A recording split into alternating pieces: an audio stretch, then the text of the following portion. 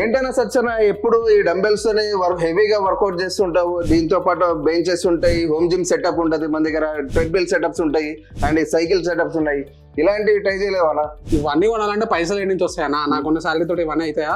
ఇవన్నీ కొనాలంటే మీకు ఇచ్చే శాలరీతోనే మనతో ఈఎంఐ ఫెసిలిటీ ఉంది కదన్నా. ఉర్జితలో ఈఎంఐ ఫెసిలిటీ కూడా ఉందా? ఉంది కదన్నా. కొంచెం ఎక్స్ప్లెయిన్ చేయరా? ఉర్జితలో ఈఎంఐ ఫెసిలిటీ వచ్చేసి బజాజ్ ఫైనాన్స్ ఒకటి ఉందండి, దాంతో పాటు ఐడిఎఫ్సి ఫైనాన్స్ ఒకటి ఉందండి. ఈ రెండు కూడా మీకు అవైలబుల్ లేదనుకోండి, క్రెడిట్ కార్డ్ ఆప్షన్ ఉందా, క్రెడిట్ కార్డ్ తో స్వాప్ చేసి ఈఎంఐ కన్వర్ట్ చేసుకోవచ్చండి.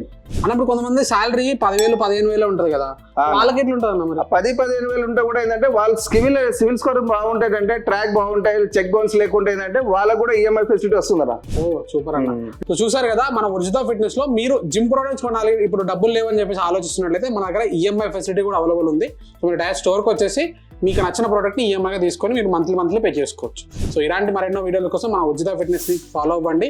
అండ్ దాంతోపాటు ఇంకా ఫర్దర్గా మేము చాలా అవేర్నెస్ వీడియోస్ అనేది చేయబోతున్నాం ఫిట్నెస్ మీద. సో వాటి కోసం కూడా సబ్స్క్రైబ్ చేసుకోండి అండ్ ఫాలో అవ్వండి. Thank you so much. Thank you.